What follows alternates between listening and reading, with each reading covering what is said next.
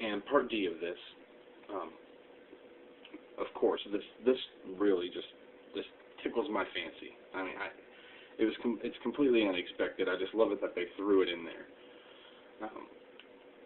Treasury Secretary Timothy Geithner sang the praises of Broaden Global Corporation, making special note of the strides China, a non-G8 country, has made in financial reforms.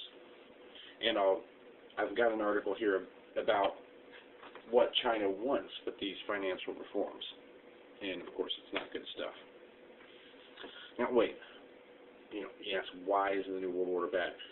The New World Order is a global government, as prophesied in the end times. As a Christian, I strongly stand behind that. We're definitely seeing the possibilities of bringing about the end times. I see the New World Order and their actions, and they seem to try to be following the end times prophecy by the book. I mean, everything that comes up in their agenda is, well, what's the next thing on the list? Okay, let's see. Revelation says we'll have a global government. Check. Working on that. Let's see. We need a super strong leader to deceive everybody. Oh, well, we're working on that. We need a global currency. Working on that. They're just going straight through it. Next, Barack Obama's New World Order. This is from Time magazine. When I read this article, I said, wow, I'm going to have to read the entire thing because it's all that bad, and I really didn't want to take things out of context. But what I'm going to do is I'm just going to try to summarize this up here for you. Oh, wait a second. This one. Obama to usher in New World Order at the G20 summit. I had one more point I wanted to make about this. Just when you think they're going to shut their mouth, they give us more dirt on them. More dirt. The G20 started 10 years ago as a group of finance ministers and central bank governors from industrialized and developing economies, but involved heads of state summits such as the one taking place Friday. So basically what that's saying is finance ministers and central bank governors. What that says to me is that you've got people like the Rothschilds that invest in developing countries with a central banking system or some sort of trade cap-off that leaves these countries completely indebted to them practically forever. Because, I mean, they've got this down to a science now. Corrupting countries, destroying their economies. It's horrible stuff. All right, now we'll go to the third article. Barack Obama's New World Order, found in Time magazine. I thought I was going to have to read the whole thing to you. Found a way to summarize it up. I mean, the title really says it all, but they're painting Barack Obama in a very positive light to really feed off of a kind of left-right paradigm thing. This article claims that most of the hallmarks of the foreign policy of George W. Bush are gone. Most of the hallmarks of the foreign policy of George Bush are gone. They're gone. That's what they're telling us. They're gone. I wrote down notes here and I just put, what? What? I mean, he's not only continued the war, but he's sent more troops. 30,000 more troops last year. 30,000 more. And that's not even the beginning of his foreign policy. And I love how they put this in here. At almost every stop, Obama has made clear that the U.S. is but one actor in a global community.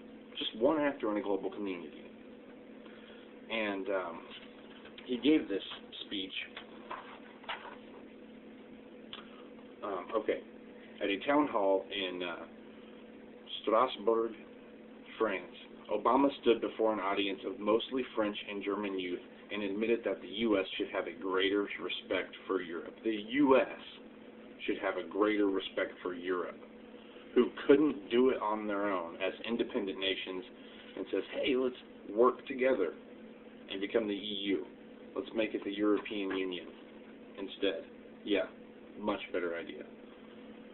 So then pretty much what they've got, what I'm saying, they've got a Congress with no leader.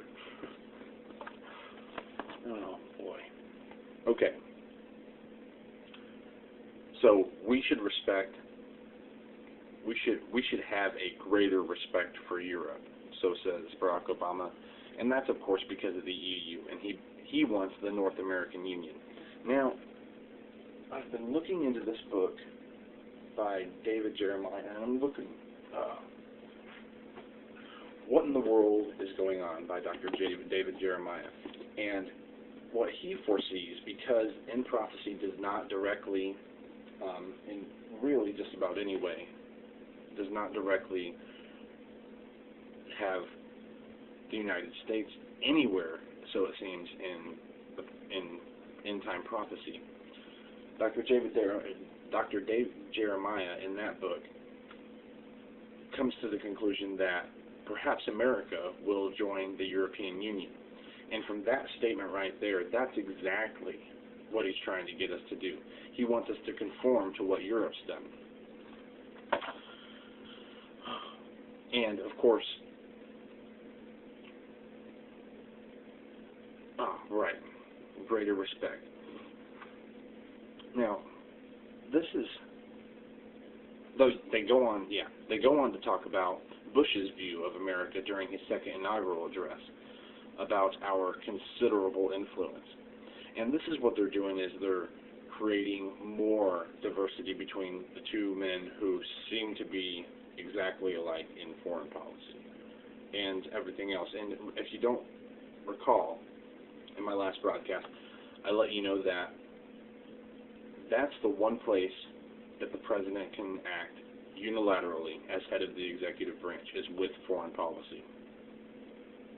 And with that being his main power, I mean, Bush brainwashed Congress into the Patriot Act, Homeland Security,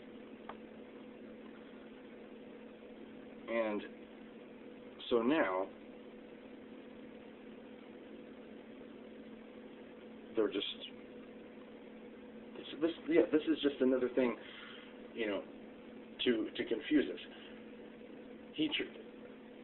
Bush tricked Congress into the Patriot Act. Obama goes around Congress with the health care reform. If Bush couldn't get through Congress with the Patriot Act, don't you think he would have went around it? I mean, we already have the Federal Reserve under no regulation by the U.S. government, makes its own policies. Why wouldn't the president make another Homeland Security, makes its own policies under no regulation by the U.S. government? So then, sure, it's under their policies to do domestic wiretapping, everything else. I don't see why he wouldn't have. But this is just another way to enforce the left-right paradigm and to confuse us, because they want to go, oh, right, yeah, I see the difference. I definitely see the difference. And then you take a look at, oh, okay, well, yeah, any two people are going to be different, but do they have the same ideas? Do they have the same motives? Yes. Yes, they do. All right, and part D that I have highlighted in here goes on to quote the French president. And he says, it feels really good to be able to work with a U.S. president who wants to change the world and who understands the world does not boil down to simply American frontiers and borders, he said. And that is a hell of a good piece of news for 2009. World does not boil down to simply American frontiers and borders. He's talking about the U.S. president, which the U.S. should be his main concern. There are parts of the Declaration of Independence and the Constitution that say that we are not allowed to make compromises that do not give other countries an incentive to raise the standard of living in the United States.